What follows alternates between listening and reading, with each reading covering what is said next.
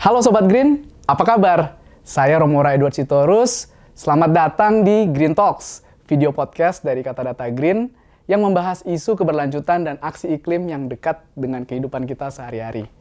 Data tahun 2025 menunjukkan satu paradoks yang penting. Menurut Ipsos, sebuah perusahaan riset global, 81% masyarakat Indonesia merasa bahwa krisis iklim sudah sangat dekat dan mendesak. Namun pada saat yang sama, banyak orang masih menunda aksi ramah lingkungan atau ramah bumi karena dianggap merepotkan atau tidak praktis. Contohnya, 38% responden Indonesia setuju bahwa pembatasan penggunaan bahan bakar fosil itu dapat merugikan ekonomi.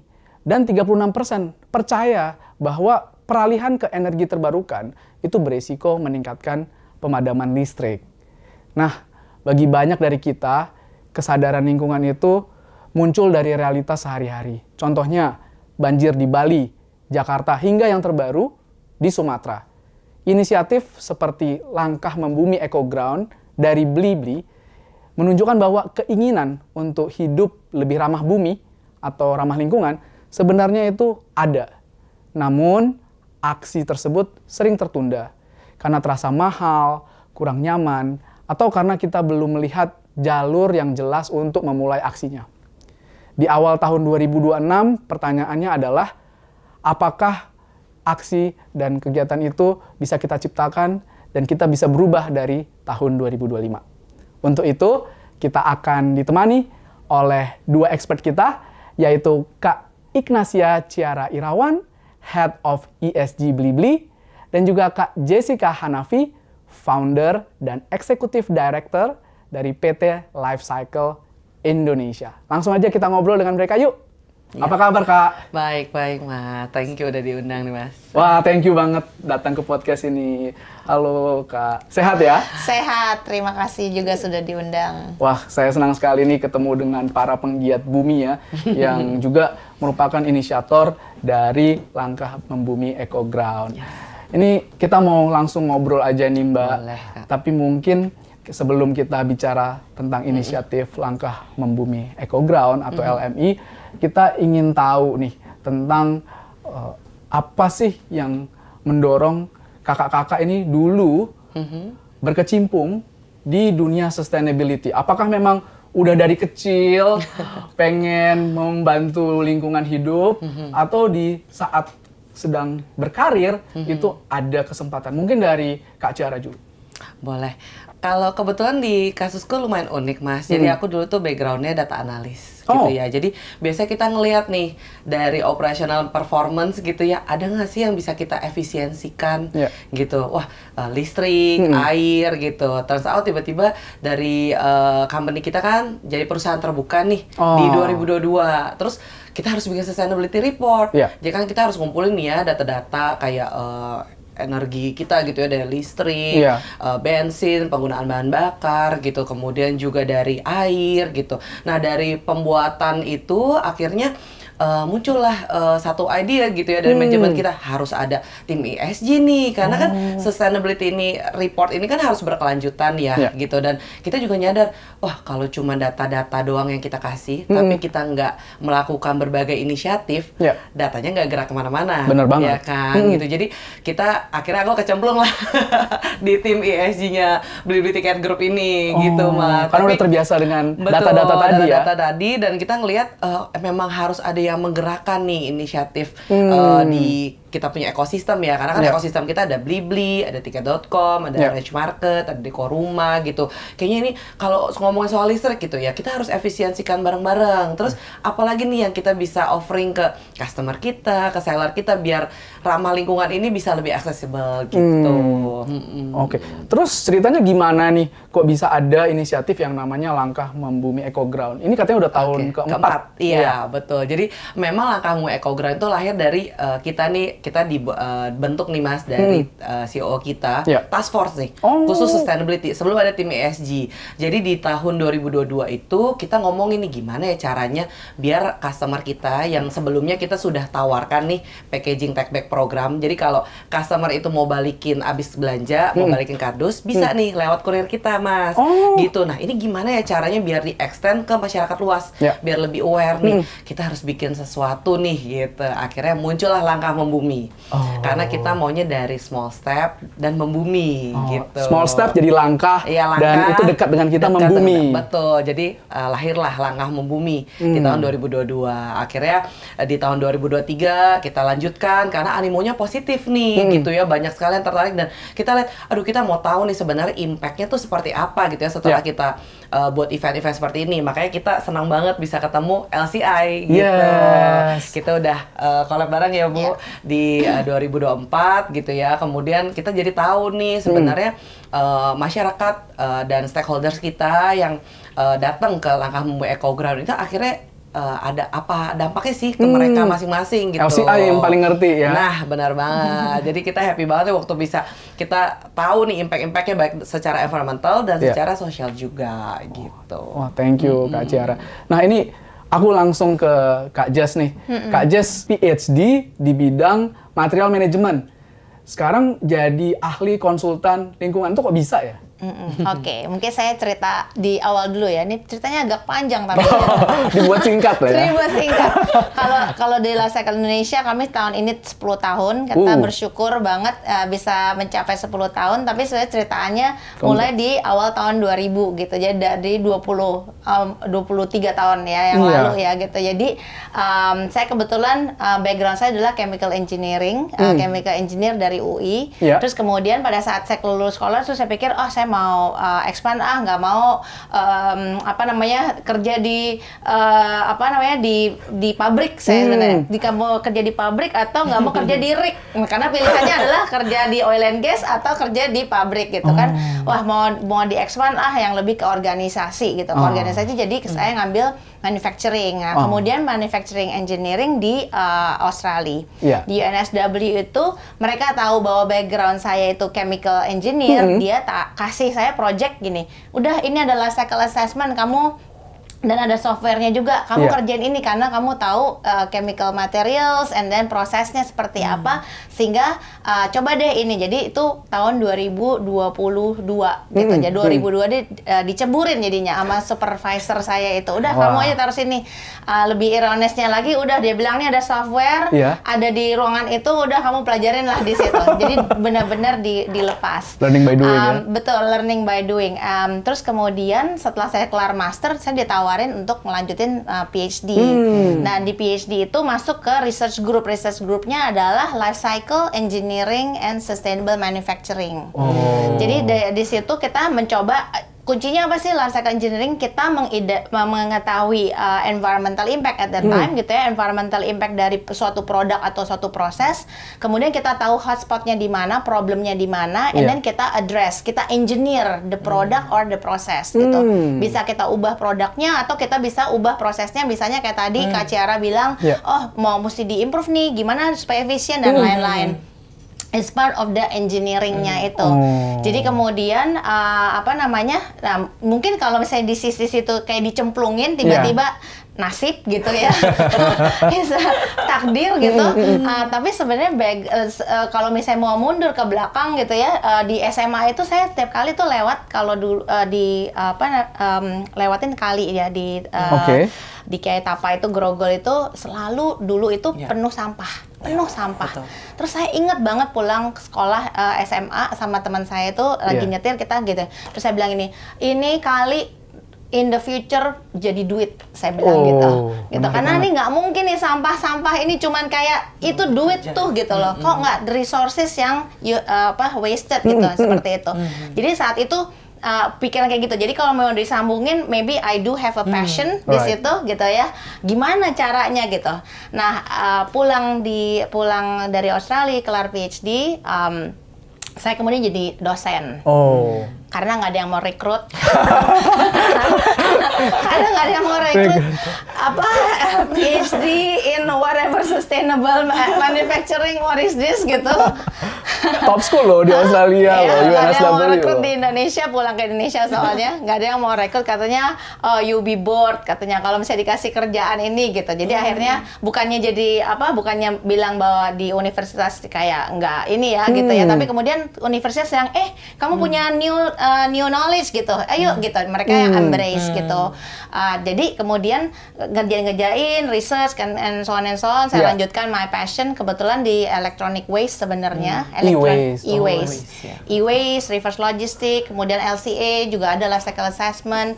Nah di 2015 gitu tiba-tiba pemerintah Indonesia terutama KLHK itu nyari siapa sih orang yang tahu tentang life cycle assessment di Indonesia. Kemudian nama saya muncul. Gitu, nama saya muncul, kemudian diajak berbagai macam hal, kita kerjain bareng gitu. Kemudian at that time saya set my company Life Cycle Indonesia. Makanya kenapa kalau di website itu kita bilang perusahaan ini, company ini kita kita establish untuk cater the needs gitu. Ada needs, mau tahu tentang sustainability, tentang life cycle assessment, tentang bagaimana kita mengquantify hal yang bingung orang menjelaskannya abstrak gitu, seakan-akan so abstrak karena environmental impact gimana ngitungnya gitu. Kemudian karbon apaan itu gitu. Nah, itu setiap kali selalu kita berusaha untuk ngejelasin gitu ya. Saya kadang-kadang suka guyonnya gini ya, ngitung angin. Saya bilang ngitung angin. But actually there is a very scientific base di situ, di mana kita semua material yang kita gunakan itu kan ada awalnya gitu kan, ada awalnya. Makanya kita selalu bilang life cycle thinking. Baju ini dari mana nih bahannya gitu ya. Sofa ini dari mana nih? Dari ujung banget nih.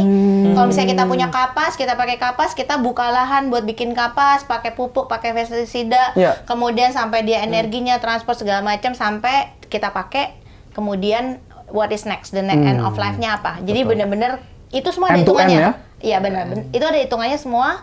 Dan kemudian ada kaitan material ini menyebabkan dampak apa, emisi ini menyebabkan dampak apa. Jadi sebenarnya ada hubungan korelasinya semua sehingga bisa kita hitung. I'm sorry kalau misalnya kedengarannya so geeky gitu ya. Tapi sebenarnya kayak misalnya kita bilang metan menyebabkan global warming gitu. Tapi kalau misalnya kita punya sulfur dioxide misalnya SOx gitu, menyebabkan hujan asam. Nah, hujan asam impact-nya lain. Kalau misalnya kita terpapar suatu chemical misalnya, terus kita sakit paru-paru, nah dan kita menyebabkan human health impact, misalnya kayak gitu. Kita salah makan, ada keracunan, kemudian kita ada penyakit juga, dan lain-lain. Jadi itu semua interconnected dan ada hitungannya semua gitu. Jadi itu very long story. Menarik banget ceritanya Kak Jess. Jadi memang banyak suatu hal-hal yang kita temui dalam hidup itu membuat kita mengarah ke satu karir atau passion lain gitu ya. Betul. Nah, aku tertarik dengan report dari Kak Jess tentang Langkah Membumi yang bilang bahwa 50% dari para pengunjung gitu ya, atau orang yang datang itu berniat untuk mengubah gaya hidupnya jadi lebih berkelanjutan. Itu gimana sih cara ngukurnya gitu? Dan juga dibilang bahwa usia 19 sampai 35 yang tergolong muda nih ya, itu yang paling responsif. Memang benar ya, yang muda itu justru sekarang makin sadar bumi ya? Ya, betul. Nah, yang di reportnya tersebut adalah bagian dari aspek social life cycle assessment. Jadi kita nggak hanya menghitung environmental impact, tapi kita juga menghitung social life cycle assessment yang ada ISO-nya, ISO 14075 gitu. Jadi ada dasarnya. Kemudian kita, kenapa kita dari social LC itu kita bertanya lah ya, kita bentuk mempermudah. Karena kan kalau misalnya dari standarnya, wah banyak banget nih topik A, B, C, D, E, orang nggak familiar. Kita membumikan dengan bahasa-bahasa, kira-kira seperti apa preference-nya gitu. Dan menarik sekali memang banyak yang bilang gini, banyak yang udah mulai baca label misalnya. Terus kemudian kalau misalnya mereka ada pilihan antara produk yang less environmental impact dengan yang more environmental impact, dia akan pilih yang lebih baik, yang less environmental impact gitu. Sehingga benar-benar perlu ada awareness di langkah membumi itu. Banyak sekali yang kemudian saya baru tahu, increase awareness.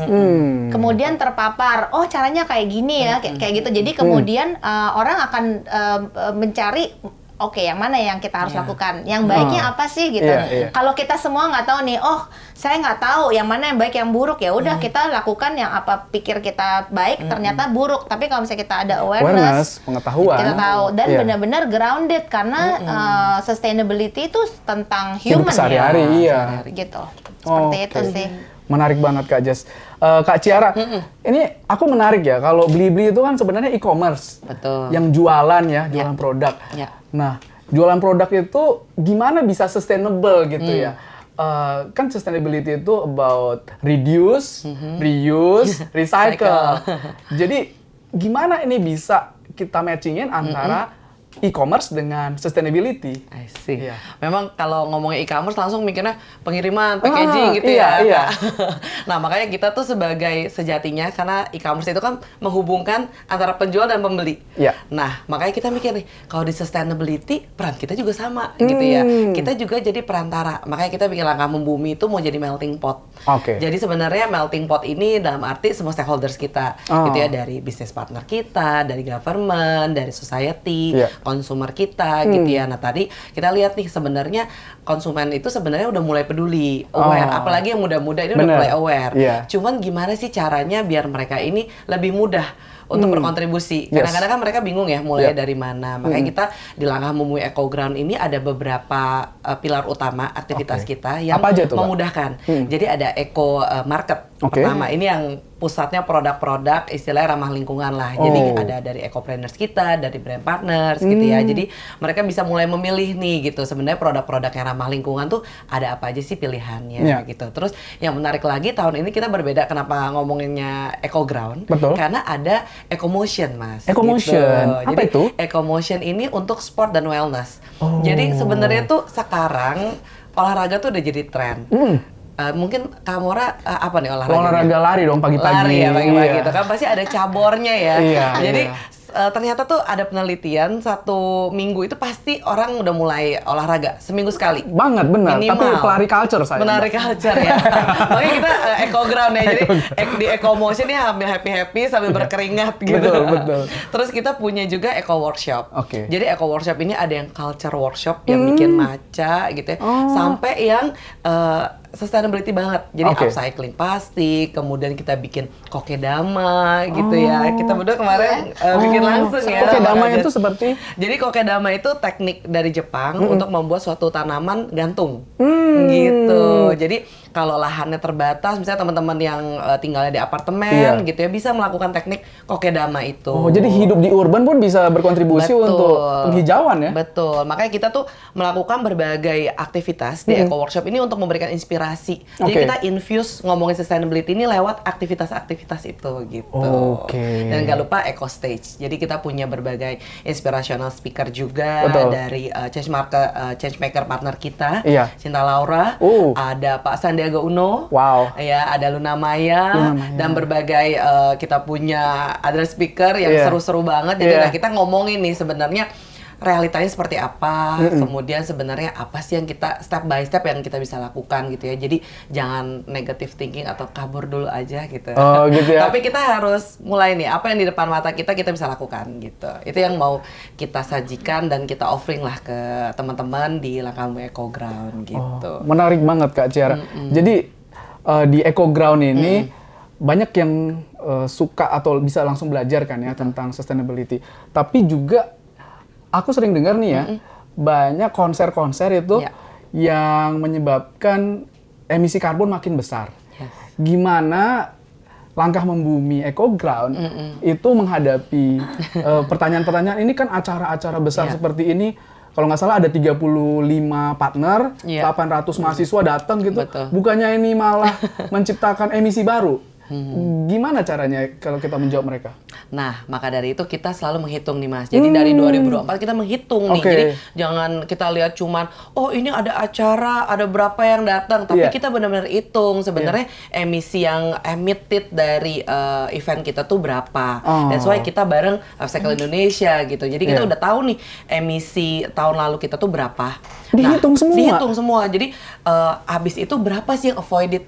Jadi kita tuh ngomongin sustainability di Langkahmu Eco Ground itu nggak cuman topik aja, tapi kita benar-benar eksekusinya juga kita sustainability in mind gitu. Jadi benar-benar kita pikirin materialnya tuh bisa nggak sih diganti dengan yang ramah lingkungan.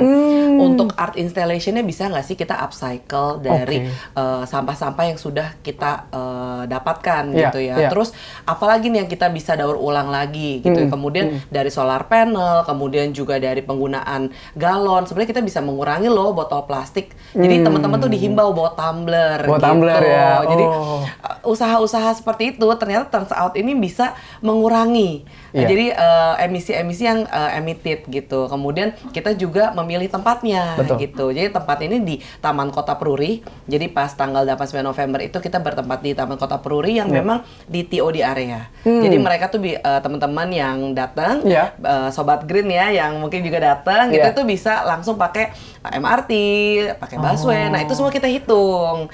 Jadi emisi yang kita avoid tuh berapa? Minimum jadinya kalau transportasi publik ya. Betul. Jadi kita lihat nih ternyata setelah kemarin kita hitung bareng-bareng impact-nya gitu ya di 2025 50% lebih berkurang.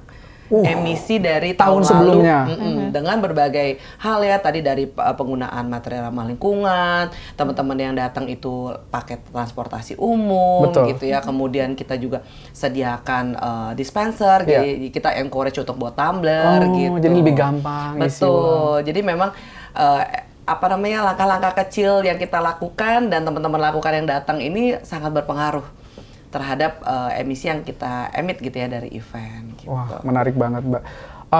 Banyak anak muda dan juga eksekutif muda gitu ya, yang sebenarnya di tahun 2025 ini mengawali tahun, gue pengen lebih sustainable gitu ya.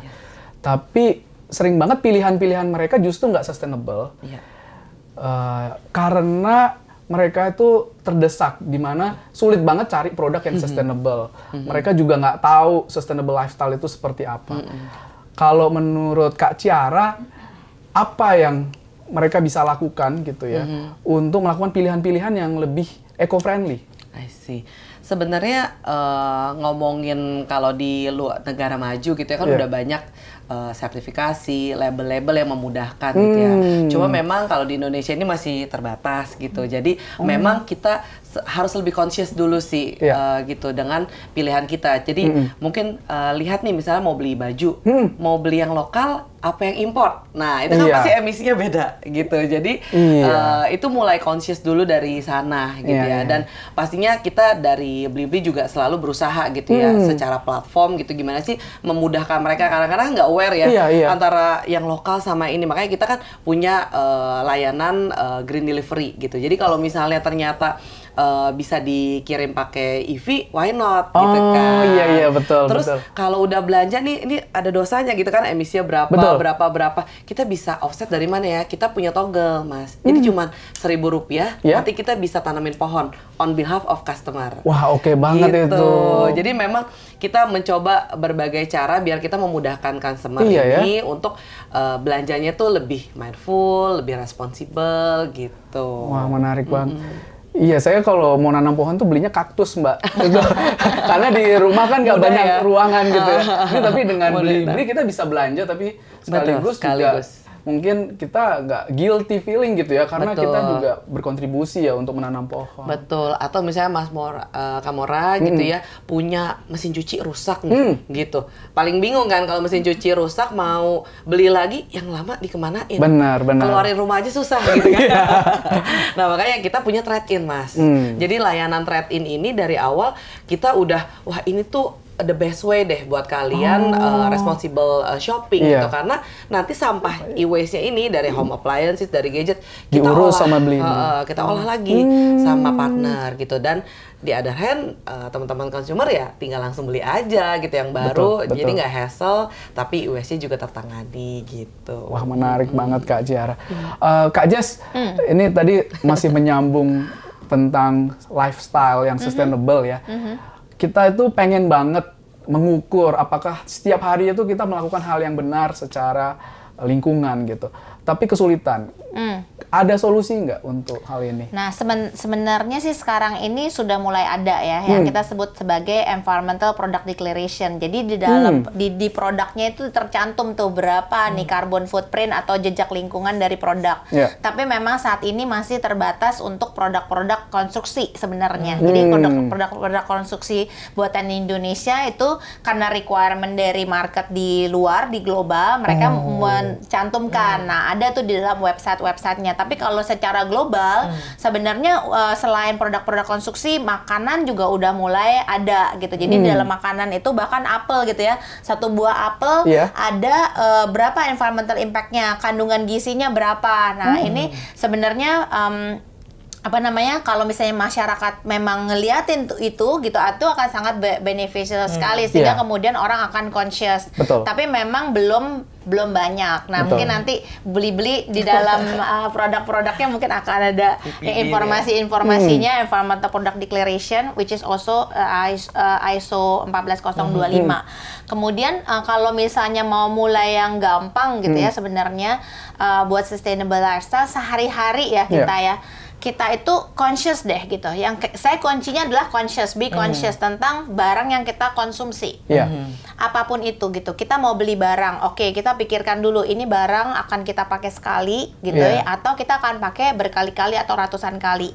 Gitu kadang-kadang kita tergiur untuk beli barang murah, tapi kemudian barangnya sekali pakai jebol gitu. Atau misalnya baju sekali pakai luntur misalnya, atau belel 2 kali pakai 3 kali udah jelek gitu kan, terus nggak pantas lagi kita pakai misalnya gitu. Sehingga kemudian kita mesti ngitung what is the usage-nya gitu, berapa kali konsumsinya. Kemudian setelah itu ini akan dikemanain, dibuang, digunakan kembali gitu. Ini menarik juga bahwa ternyata di dalam salah satu survei kami di LMI itu kita tanyain juga biasanya tuh barangnya diapain gitu, dan lumayan juga ya yang ternyata biasanya didonasi atau dijual, dia bilang gitu. Tapi ada lagi yang hampir 20% yang kayak mau melakukan sesuatu tapi nggak tahu mau dikemanain gitu, nggak ada layanannya gitu. Jadi bagaimana nih ini juga sebenarnya korelasi juga ya dari kehidupan kita sehari-hari ya. Saya personally gitu ya, kami punya gedung baru, LCI punya bangunan baru jadi gitu ya. Terus problem pertama, kita udah bisa ngitung, tapi ini sampah makanan bekas anak-anak makanan diapain ya gitu ya. Padahal semua udah tahu nih mesti dipilah gitu, tapi kemudian bingung gitu, sehingga kemudian solusi yang kayaknya gampang susah banget gitu. Jadi makanya kemudian cari yuk kita yang mana nih, bagaimana caranya kita bisa mengkompos gitu. Jadi memang kemudahan atau akses untuk kita bisa melakukan, misalnya mau buang barang atau mau donasi barang kemana gitu. Nah itu kita perlu banget informasi sebenarnya.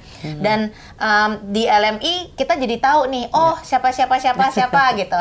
Nah jadi tidak hanya kita tahu dalam kuantifikasi, kita tahu nilainya berapa, tapi juga what is next gitu. Karena kalau cuma ngitung abis itu nggak ngapa-ngapain, nggak guna gitu kan. Oke, tahu misalnya kayak kita nimbang berat badan, tapi terus ya udah sekian, terus ngapain, nggak olahraga, nggak diet, nggak ngapa-ngapain, percuma. Nah yang what I like actually kerjasama dengan Blibli juga gitu ya, makanya kenapa kita tahun ini kerjasama lagi gitu.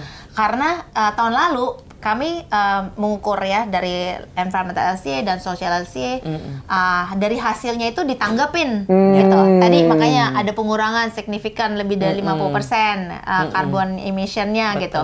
Kemudian kita juga dapetin dari aspek sosial, misalnya salah satunya working hours dari kegiatan gitu ya.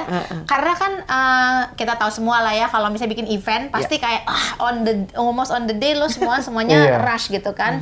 Sehingga tahun lalu banyak yang kayak overtime gitu. Tahun ini ternyata reduce significantly ya, hampir 20% reduce gitu ya, yang overtime dan lain-lain, yang semua merasa kayak oke kok workload-nya, dan mungkin dari better preparation, better coordination dan lain-lain, dan saya senang sekali ternyata sesuatu hal-hal yang kita identify sebagai evaluasi menjadi finding itu menjadi kita rekomendasi jadi masuk gitu. Jadi how to be better gitu. Karena kalau misalnya kita cuman cuap-cuap di luar atau mengawang-awang gitu tanpa ada aksi-aksi yang benar gitu, ya itu percuma gitu. Seperti itu sih.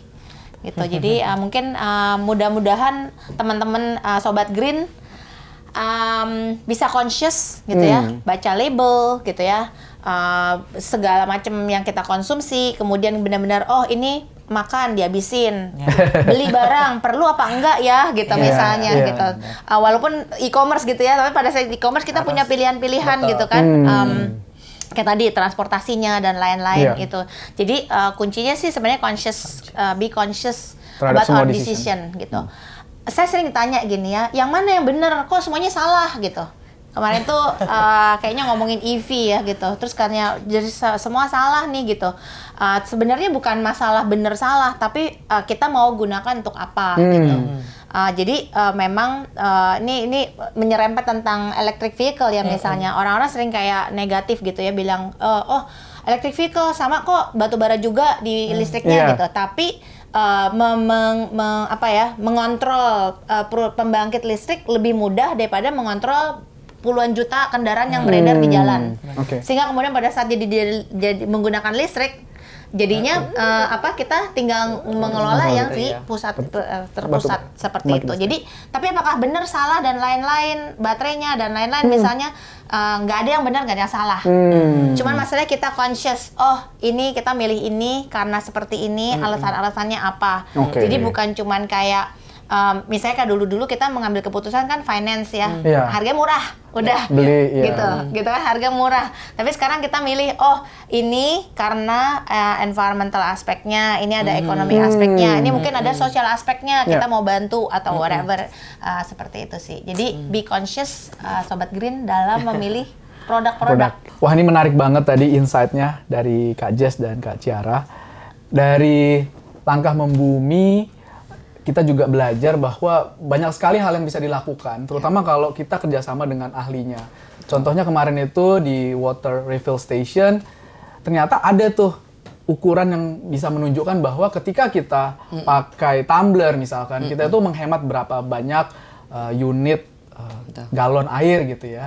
Dan juga kalau kita bicara waste management, kita lihat ternyata berapa persen sih dari sampah di event itu yang ternyata dikelola kembali. Nah ini kan untuk bisa memahami semua cycle yang terjadi ini butuh perencanaan yang matang. Berapa lama ini direncanakan Mbak Ciara sehingga suatu event ini betul-betul bisa memastikan semuanya itu membumi gitu?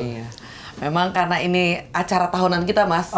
Jadi setiap tahun kita lakukan. Jadi start Januari kita udah lanjut lagi nih ngurusin buat tahun 2026 gitu. Jadi karena ngomongin soal langkah membumi ini kan kita mau jadi melting pot stakeholders nih Mas gitu. Dan stakeholders yang terlibat di sini tuh sangat banyak gitu. Tadi sponsor partner aja 50, belum tambah yang community segala macam itu lebih dari 102 collaborators Mas yang terlibat di dalam penyelenggaraan LMI ini gitu ya. Dan kita happy banget gitu karena emang bukan kita semua kan expertnya gitu ya. Kita harus menemukan expert-expert. Nah, misalnya dari LCI expertnya untuk impact reporting gitu ya di event ini. Kemudian kayak tadi yang buat dispenser kita kerjasama sama Modena. Untuk waste managementnya kita sama Sirsak gitu ya. Jadi memang kita happy banget karena di LMI ini kita bisa collab dan kita bisa menghasilkan sesuatu yang berdampak gitu. Karena misalnya kayak dari dispenser gitu ya, dengan kita menyebarkan 12 dispenser selama event berlangsung, kita bisa mengurangi 1.200 lebih botol plastik. Wah, yang 600 lumayan mili. banget ya? Kan lumayan banget kan Mas, maksudnya lumayan banget itu daripada mereka beli Betul, yang mendingan bawa tumbler tinggal di refill gitu. Dan dengan kerjasama kita dengan Sirsak juga sampah itu kan hampir 100 kilo lebih gitu ya selama event ya, pasti kan orang ada yang makan gitu ya, apalagi anak-anak gitu ya, ada kegiatan-kegiatan workshop gitu, pasti kan ada sampahnya. Tapi kita happy dengan Sirsak itu kita bisa mengolah lebih dari 50% sampahnya. Jadi 50%, 56% lah itu nggak masuk ke landfill. Itu bisa di daur ulang lagi sesuai dengan klasifikasi sampahnya gitu ya, organik jadi pakan ternak, yang plastik bisa jadi RDF gitu, jadi macam-macam gitu. Wah, menarik banget. Jadi sebenarnya kalau kita ada kemauan, sudah banyak ahli yang bisa menggunakan waste ini jadi sesuatu yang lebih baik gitu ya. Betul. Memang kadang-kadang kita tadi kayak Kak Jess bilang gitu ya, kadang-kadang bingung mulainya dari mana. Makanya kita berharap gitu ya, ini LMI ini bisa jadi melting pot dan starting point buat teman-teman, apalagi sobat green gitu ya, buat melangkah nih satu langkah kecil aja. Misalnya mau beli yang lebih eco conscious gitu, barang-barang lebih eco, atau mau punya minyak jelantah di rumah. Mau apa sih, mau diapain gitu, ada value-nya nggak sih? Kan ada, tapi kasih ke siapa? Nah itu kita kumpulin tuh ecopreneurs di LMI, jadi teman-teman tuh bisa langsung tanya-tanya, bisa langsung take action juga. Besok istilahnya langsung setor minyak jelantah, biar minyaknya diolah kembali juga langsung bisa gitu. Jadi dipermudah ya. Dipermudah dengan berbagai pilihan. Wah, menarik banget Kak Ciara. Kak Jess ini mau nanya nih, selama LMI berlangsung, itu kan tentu dari LCI udah ngelihat ya, ini bagaimana sih dampak dari aktivitas ini, aktivitas yang itu gitu ya. Bahkan aku lihat juga ada kinetik ya, di mana orang bisa jalan terus menghasilkan energi gitu ya, yang bisa dipakai untuk kegiatan. Nah, dari semua aktivitas itu bisa share nggak aktivitas mana nih yang paling banyak berdampak buat lingkungan atau paling eco-conscious lah, yang dipakai oleh para pengunjung event? Bisa cerita nggak? Soalnya kan Kak, banyak sekali orang yang mengadakan konser sekarang itu dikritik bahwa konsernya ini terlalu banyak makai material-material yang listrik, tidak bisa dipakai daur ulang gitu. Aku sebenarnya nggak pernah terpikir bahwa konser itu memang benar-benar menciptakan hal-hal yang mungkin jadi waste gitu ya. Tapi sekarang orang sangat sadar dan ini bagus banget Mbak. Kita harus tingkatkan. Mungkin ada nggak informasi-informasi ya, kalau buat event harus seperti apa gitu ya. Sebenarnya salah satu hal yang tahun ini dilakukan ya di LMI itu ya, karena di Peruri itu modelnya semi outdoor ya. Dan di gedung Peruri itu punya very good cross ventilation, sehingga di bagian dalam tuh nggak perlu pakai AC. Kebetulan kita hawanya juga lagi enak ya, banyak sempat hujan sih ya, sempat hujan bikin.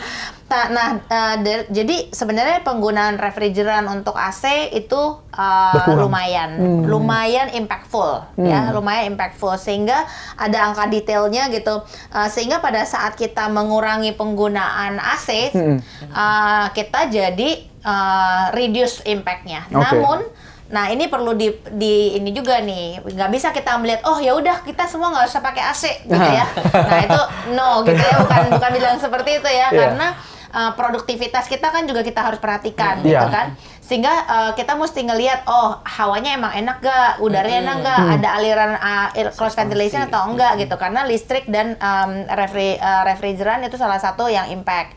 Kalau misalnya kayak sebenarnya kayak panggung-panggung itu juga sebenarnya juga gede ya infrastruktur, cuman kalau kayak di Blibli karena sudah menggunakan bahan-bahan bekas, bahan daur ulang dan lain-lain, jadi itu significantly reduce gitu. Jadi ada yang udah Blibli udah lakukan, jadi sudah oke, nggak muncul gitu sebagai dampak gitu kan. Nextnya apa?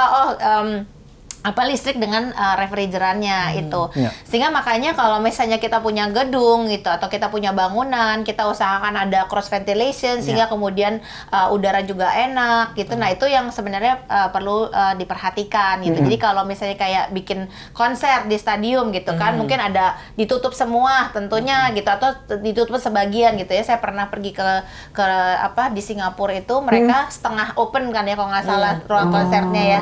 Jadi tuh ada kayak ada aliran angin di mana dan positioning AC-nya di mana sehingga kemudian dia bisa hemat gitu ya. Kalau nggak salah kayak AC-nya di bawah sini gitu ya. Jadi orang adem, tapi nggak sampai misalnya full AC gitu ya. Full AC mesti kayak dingin banget kayak gitu. Jadi perlu ada kayak cross ventilation-nya lah. Nah, ini mungkin orang-orang green building lebih familiar, tapi itu salah satu yang quite impactful dan quite significantly reduce the environmental impact ya, jejak karbon yang kemarin di LMI tahun ini. Iya, menarik banget Kak Jess. Kak Ciara, nah dari pengalaman kita di LM ini, tiap tahun kita belajar ya, dan Blibli juga selalu mau memperbaiki ya apa yang sudah lebih baik di tahun ini dipakai tahun depan, terus tambah inisiatif-inisiatif baru, partner-partner baru gitu ya. Di tahun 2026, saya yakin nih Sobat Green pengen memulai kebiasaan keberlanjutan yang baru. Saran dari Blibli untuk memulainya seperti apa? Supaya ketika memulai itu mereka justru bisa melakukan dengan nyaman, nggak harus mahal-mahal, bisa dilakukan dengan gampang keputusannya. Bangun tidur, saya harus ngapain itu tanpa harus mikir ya sampai jadi eco anxiety gitu. Itu jangan sampai gitu ya. Gue ini sebenarnya bener nggak sih melakukannya gitu ya. Kira-kira apa nih tips-tipsnya melakukannya dengan sederhana tapi impactful?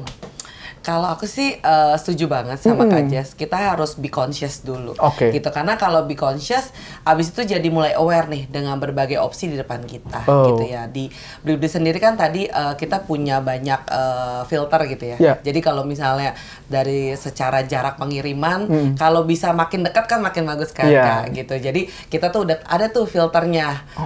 Yang paling dekat nih, misalnya go lokal gitu ya? Iya, mau di Jabodetabek aja, jangan dari Bandung misalnya. Kita cari yang barangnya di Jabodetabek itu udah gampang banget gitu ya, kita punya filternya. Abis itu, abis udah di Jabodetabek bisa nggak sih pakai EV biar kita reduce gitu ya. Kita punya green delivery gitu. Abis itu udah beli gitu ya, maunya offset deh, kita nyumbang gitu. Tapi kan bingung ya nyumbangnya di mana, tinggal nyalain Rp1.000 gitu ya. Di situ nanti teman-teman bisa langsung Sobat Green nih setelah menyumbang 1.000, terus kemana nih uangnya gitu ya, langsung dapat reportnya. Jadi langsung bisa dicek setiap harinya nih gitu. Ini 1.000 yang ditambah setiap belanja itu akan setara berapa pohon sih, kapan ditanamnya, kemudian kalau sudah ditanam itu bisa absorb berapa carbon emission-nya gitu. Itu semua ada reportnya. Jadi Sobat Green tenang aja gitu. Abis itu udah dapat terima paketnya, tinggal balikin packagingnya ke kurir. Jadi memang kita udah persiapkan satu cycle, satu experience buat customer ini yang gampang. Jadi walaupun mereka harus belanja gitu ya, karena memang kan pasti ada kebutuhan yang harus dibeli, tapi kita make sure di perjalanannya kita bisa mengurangi lah jejak karbonnya, kita bisa bantu mereka untuk contribute secara mudah gitu. Menarik banget Kak. Untuk kedepannya LMI 2026, apa nih inisiatif baru yang mulai dirancang atau partner baru yang mulai dirancang belajar dari LMI 2025? I see. Kalau kita lihat nih Kak, dari University Roadshow, kemudian juga dari demografi di LMI tahun ini yang datang yang sangat aware gitu, malah yang muda-muda. Jadi kita tuh demografinya itu 50% tuh di bawah umur 25. Oh, saya banget itu. Saya sama ya kita ya. Jadi memang awareness-nya ini udah ada. Mereka tuh udah sangat tertarik gitu. Tinggal kita berikan channel-channel yang memudahkan mereka gitu kan. Jadi kita lihat nih tahun depan, kalau tahun ini kan olahraga jadi tren. Nah, tahun depan ini nih apalagi nih yang jadi tren, karena kita kan namanya langkah membumi, kita mau pakai bahasa yang membumi biar mereka tuh nggak terbebani. Jadi mereka ikut acara kita yang sambil happy-happy, tapi sebenarnya mereka nggak sadar mereka tuh di-infuse buat jadi lebih mindful, lebih eco-conscious gitu. Dan kita tuh tiap tahun punya University Roadshow, Mas. Gitu. Jadi tahun ini kita bersama Cinta Laura, our Changemaker partner tuh ketemu dia ya? Iya, ketemu. Jadi berapa universitas tahun ini? Tiga Mas. Jadi kita ke Universitas Media Nusantara, ke UMN, ke UI, dan ke Presiden University. Jadi total ada lebih dari 800 partisipan nih dari 3 universitas ini. Dan kita rasa itu menjadi suatu channel yang efektif juga gitu ya, bahwa anak-anak universitas ini ketika dapat inspirasi, kemudian kan kita juga buka booth ya, jadi kita ada campaign-campaign juga, dan akhirnya kan nanti bermuara di LMI. Mereka itu sangat antusias gitu, jadi dengan kita jemput bola istilahnya, kita datang langsung ke university ini, studentnya itu jadi lebih aware, dan akhirnya jadi nge-trigger mereka. Iya ya, gue kalau mau lebih conscious tuh mulai dari mana sih gitu. Dan dari situ kita mulai ngasih tips and trick lah gitu. Dan akhirnya mereka bisa belajar full versionnya di LMI. Makanya tahun depan kita mau lebih banyak lagi nih university yang kita datengin biar virus soal sustainability nih biar makin nyebar. Gitu. Mantap banget itu. Nanti tanggal berapa kira-kira LMI 2026? Kita sih setiap tahun biasanya selalu di kuartal akhir ya Mas ya. Karena ini sebagai satu puncak selebrasi gitu ya kalau di LM Langkah Membumi dari semua inisiatif-inisiatif kita sepanjang tahun. Bersama para kolaborator juga yang kita engage sepanjang tahun gitu. Jadi harapannya kita bisa ngumpul bareng-bareng di akhir tahun, bisa celebrate dan nge-trigger nih buat resolusi tahun depan bisa lebih mindful lagi, lebih eco-conscious lagi gitu. Menarik banget. Iya, aku tertarik banget nih dengan LMI ya, terutama ketika baca impact report-nya ya. Di mana ternyata dari event ini ada ratusan ribu mangrove yang ditanam dari kontribusi pengunjung dan kolaborator. Dan juga ini kan konsep tahun ini menggabungkan antara wellness dan sustainability. Jadi kerasa kayak, kalau mau sustainability tuh bisa well-being juga dipenuhi ya. Jadi ini menarik banget. Betul. Nah, Kak Jess, ini pertanyaan yang sama ya. Kalau dari kakak ini kan paling jago nih ngukur sustainability atau jejak karbon ya. Untuk orang-orang yang pengen dengan mudah mengambil keputusan setiap harinya terkait jejak karbon yang harus dia produce karena kegiatan dia, ada nggak tipsnya gitu ya, yang mudah, praktis, dan buat kita tetap nyaman gitu? Pertama tadi, be conscious gitu ya. Mulai dengan baca label deh gitu. Karena baca dalam label itu gitu ya. Syukur-syukur ada EPD atau Environmental Product Declaration-nya. Sehingga kemudian di Environmental Product Declaration tuh kelihatan nih, ini jejak karbonnya, ini jejak airnya.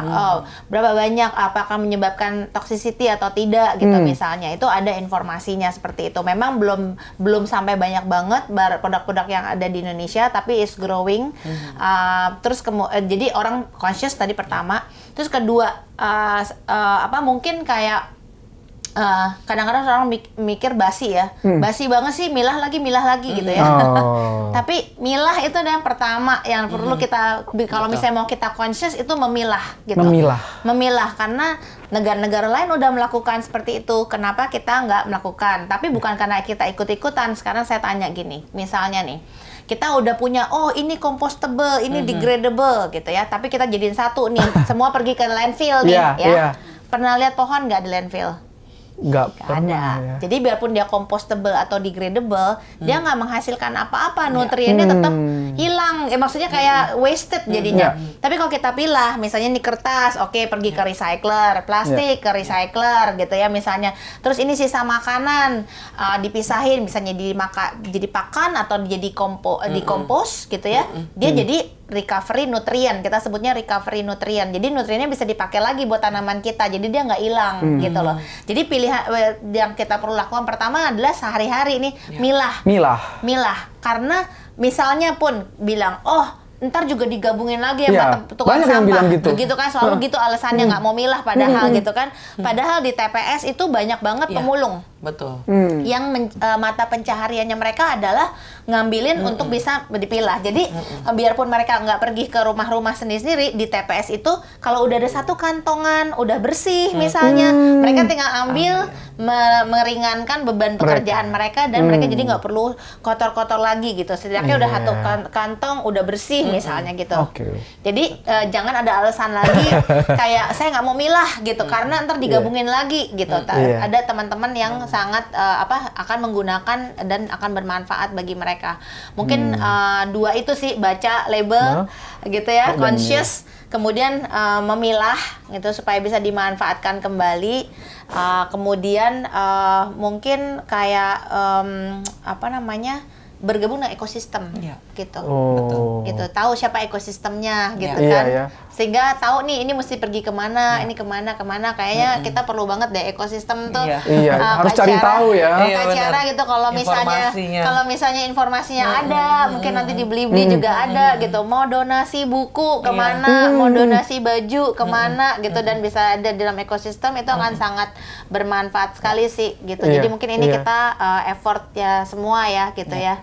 Gitu Menarik sih. banget Kak Jas. Dan mungkin terakhir kali lagi, sustainability is not only about the environment, gitu. It's about human, gitu. Oke. Kita hidup kita ini gitu. Karena kenapa environment menjadi suatu aspek yang bolak-balik muncul? Karena kalau environmentnya rusak, udaranya jelek, kita sakit, airnya juga nggak bagus Iya. gitu ya, itu akan menyebabkan penyakit ke kita. Sehingga sustainability is about whether manusia bisa hidup di dunia ini, di earth, di bumi ini atau enggak gitu ya. Karena there's no planet B gitu ya. Betul. Nggak Gitu bisa sih. cari planet lain ya. Nggak ada planet lain. Jadi Kabur. sustainability is that gitu, tentang human di bumi ini. Menarik banget. Nah, aku pengen tanya nih satu hal yang menggelitik juga, Kak. Bahwa ternyata anak muda itu berani bayar premium untuk barang-barang yang label hijau atau sustainable gitu ya.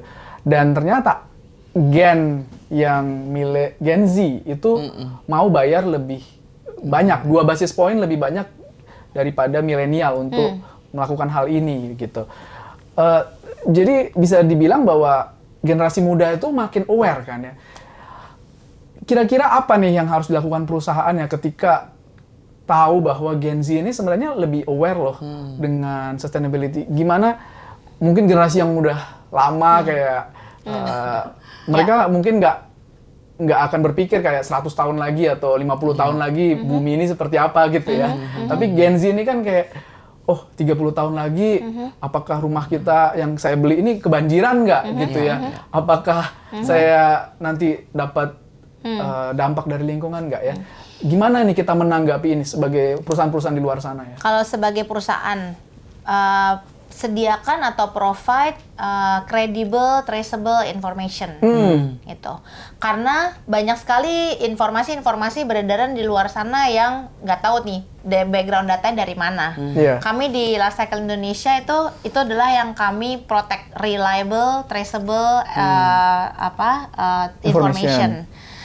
Sehingga pada saat kita tahu, oke, ini adalah carbon footprint sekian, kita tahu nih, berikan nih informasi dasar-dasarnya apa sih, hitung-hitungannya seperti apa sih, sumbernya dari mana sih gitu. Sehingga kemudian walaupun itu bener gak ini datanya data proxy, ya udah itu data proxy misalnya, tapi you know the consequences of data proxy, mungkin dia bergerak lah berapa ininya gitu, seperti itu. Jadi perusahaan-perusahaan jangan takut untuk ngukur gitu, jangan takut untuk ngukur karena ibaratnya ngukur itu misalnya melakukan life cycle assessment misalnya, itu kayak kita medical check up gitu ya. Orang suka ada yang takut nih medical check up, nimbang badan gitu ya. Aduh ngeri gitu. Udah deh nggak usah ditimbang gitu kan. Takut gitu realitas kan. ya. Takut realitas gitu ya. Terus kemudian saya nggak mau di-compare dengan perusahaan-perusahaan lain gitu ya. Udah nggak usah compare. Misalnya buat internal sendiri aja, karena pada saat kita ngukur terus kita tahu nih, oh kita harus kemana, sehingga kita punya better planning gitu. Better evaluation juga. Nah, jadi be transparent, provide information. Sehingga kemudian pilihannya mungkin terserah konsumen gitu ya. Belum tentu nilainya besar, nilai kecil itu mereka akan bilang, oh saya nggak mau lah produk ini. Belum tentu, pasti ada preference juga Betul, yang lain. Tapi betul. setidaknya kita openly disclose seperti itu. Certain information ya, gitu ya. Certain information Betul. gitu ya. Karena untuk corporate pasti kan kita bicara tentang competitiveness gitu ya, bicara tentang brand image, brand reputation, how to provide balance information tentunya. Ujung-ujungnya jangan sesuatu yang mencelakakan diri kita juga Betul, gitu kan. betul. Ibaratnya kalau misalnya analoginya rumah kita dibuka sebesar-besarnya gitu kan. Terus masuk nih orang segala macam kan nggak mungkin gitu kan, sehingga dipilah-pilah lah yang mana yang bisa dibuka ke publik bisa ya. dibuka ke publik, yang pantas dibuka, yang mana yang memang untuk internal consumption, untuk kita perbaiki diri kita sendiri gitu sih. Makasih Kak Jess untuk sharingnya. Ya dari diskusi tadi dengan Kak Ciara dan Kak Jess kita belajar ya bahwa sebenarnya banyak sekali yang kita bisa lakukan di kehidupan sehari-hari untuk menjadi lebih green aware gitu ya. Dan tahun 2026 ini sebenarnya tahun yang baik untuk memulai ya. Betul. Kita lihat banjir di sana sini, ini dampak yang di depan mata dan jangan sampai terjadi lagi gitu. Dan ternyata expert itu banyak sekali di luar sana. Blibli sudah membuktikan dengan langkah membumi. Jadi teman-teman Sobat Green itu bisa cari informasi sebanyak mungkin. Semuanya ada di internet. Bagaimana kita bisa mengelola jejak karbon dengan baik. Langkah membumi, EcoGround menjadi salah satu contoh yang baik. Kalau teman-teman pengen tahu, datang deh. Tahun depan ya, coba lihat sendiri kira-kira kita bisa mengurangi jejak karbon sejauh mana. Dan kalau teman-teman care, teman-teman pasti akan melakukan yang terbaik di tahun 2026. Nah, ini momentum untuk kita semua jadi lebih care, lebih mindful, lebih aware dengan jejak karbon kita. Mari kita mulai dari diri sendiri. Be conscious untuk setiap keputusan yang kita miliki. Seru sekali nih Kak Ciara dan Kak Jess untuk advice-nya. Terima kasih banyak untuk waktunya. Sama-sama. Dengan Green Talks dari Kata Data Green. Senang banget bisa ngobrol dan belajar banyak. Nanti tahun depan kita ngobrol lagi. Siap. Kita gali lagi nih apa lagi yang menarik ya. Kalau nggak sabar Mas, coba kunjungin sosial media kita. Oh ya, di mana tuh? Ada, kita punya @langkah_membumi. Oh, jadi nggak usah nunggu tahun depan, tiap hari bisa langsung ikutin nih tips and tricks sebenarnya kalau mau eco conscious tuh seperti apa. Wah, menarik banget. Nanti ketemuannya bareng di LMI. Ada tips dari Cinta Laura, dari Luna Maya, semua ada di situ ya? Ada semua. Menarik Dari banget. saya juga ada Mas. Oh, itu Mbak Ciara menarik banget ya Mbak Ciara. Terima kasih untuk waktunya Mbak. Sama-sama. Sama Kak. Kita akan memulai 2026 dengan lebih baik. Dan jangan lupa untuk nonton terus podcast Green Talks dari Kata Data Green. Green Talks, walk the climate talk.